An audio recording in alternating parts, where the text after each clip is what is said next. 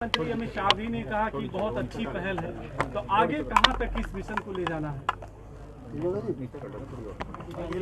राम बोले हर व्यक्ति के जीवन में राम का चरित्र, भगवान श्री राम की मर्यादा का अवतरण हो। राम राज्य शासन से नहीं, आत्मानुशासन से आएगा और उसके लिए योगमय, वेदमय, सनातनमय आध्यात्मिक जीवन की प्रतिष्ठा राष्ट्र और विश्व में हो।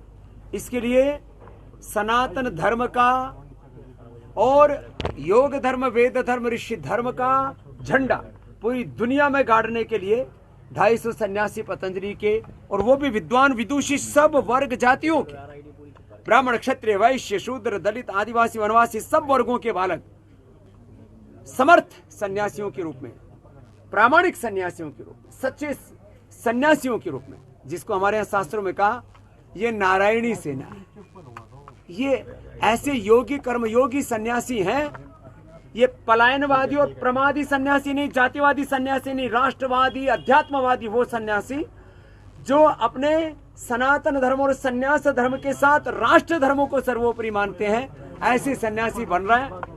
आज श्रद्धेय भागवत जी कह रहे थे कि मैं जो वर्षों पहले हरिद्वार में आता था तो बड़ी निराशा होती थी, हमारे सनातन धर्म के श्रेष्ठ सन्यासी, प्रामाणिक योगी योद्धा सन्यासी कब तैयार होंगे।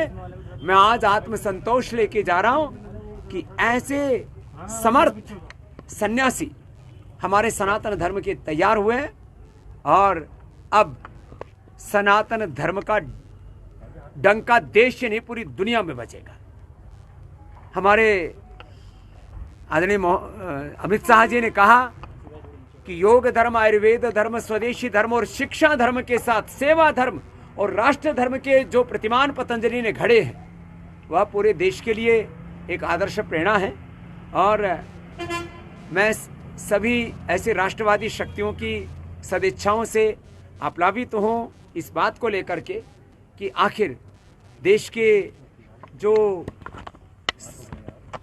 सात्विक शक्तियां हैं और जो इस समय जिनका देश में वर्चस्व है, ऐसे सांस्कृतिक राष्ट्रवाद के पुरोधा हमारे आदरणीय मोहन भागवत जी और हमारे सनातन धर्म के, हिंदुत्व के सबसे बड़े योद्धा और जिनके रोम रोम में हिंदुत्व बसा है, सनातन बसा है, श्रद्धेय अमित शाह जी, जिन्होंने 30 किलो के लगभग तो अपना वेट कम किया, अपनी पोती रुद्री को जो वेद, दर्शन, उपनिषद, भगवत गीता पढ़ाते हैं, उनको यह है कि मैं सनातन को जीता हूं। ऐसे सब सात्विक आत्माओं की संवेदनाएं, उनके शुभाशीष, उनके पाथे, उनका मार्गदर्शन मिला और हम अभिभूत हैं कि देश की सारी सात्विक शक्तियां पतंजलि के सन्यासी होने में गौरव अनुभव कर रही हैं। ये अलग बात है कि कुछ सनातन विरोधी,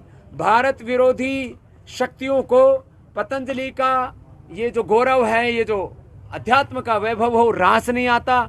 उनको ऐसा लगता है एक रामदेव तो काबू में आ नहीं रहा था, अब 250 और तैयार हो गए।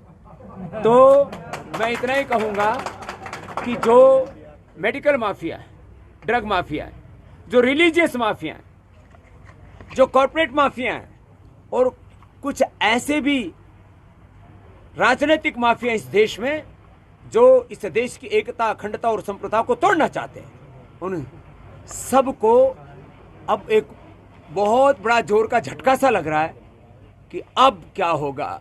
एक सन्यासी का सामर्थ्य इन्होंने अब भी देखा है, महर्षि दयानंद को भी देखा, स्वामी विवेकानंद को भी देखा। सन्यासियों का सामर्थ्य इतना बड़ा होता है, उनको, सन्यासियों को दैवी शक्तियों का आशीर्वाद होता है, सन्यासियों को भगवान का प्रतिनिधि माना है और हमने ऋषियों के ऐसे वंशधर तैयार किए हैं, ये भगवान के यंत्र बन करके अपने जीवन में सारे वैदिक सनातन सत्यों को अपने आचरण में उतार करके जब समाज के सेवा के लिए, राष्ट्र और मानवता की सेवा के लिए देश ने पूरी दुनिया में जब जाएंगे, अब सारी दुनिया में सनातन धर्म का, भारत का, झंडा ऊंचा रखेंगे, भारत का मान बढ़ाएंगे, ऐसे सन्यासी बने। गुरु जी, इसमें आंदोलन करने को उतारे राहुल गांधी को लेकर जिसमें से एक माहौल पूरा बना है, उनकी संस्था खत्म हुई है जिसमें से, उसको लेकर क्या कहेंगे?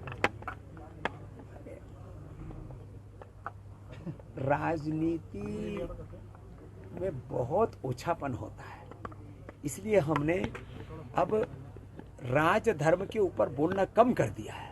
योग धर्म, वेद धर्म, ऋषि धर्म, सनातन धर्म, उसी से ही दुनिया को सही दिशा मिलेगी। बहुत राजनेताओं में बहुत ओछी सोच आ गई है, ये देश के लिए अच्छी नहीं है। इसमें किसी व्यक्ति को मैं कोई दोषारोपण नहीं कर रहा हूँ।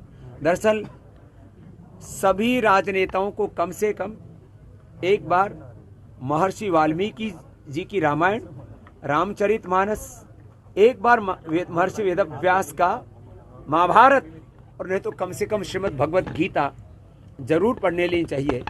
नहीं तो मैं देखता हूँ जिनका मानस ठीक नहीं है, उनको रामचरितमानस में भी दोष नजर आते हैं। वो अधिक दिवालियापन लोगों में हो गया है, ये ठीक नहीं है। नमस्कार, मैं हूं मानक गुप्ता। अगर आपको हमारा ये वीडियो पसंद आया हो तो इसे लाइक और शेयर जरूर करें, और हां, हमें सब्सक्राइब और फॉलो करना ना भूलें ताकि आप देश और दुनिया की कोई खबर मिस ना करें। तो जुड़े रहिए हमारे साथ और देखते रहिए न्यूज़ 24।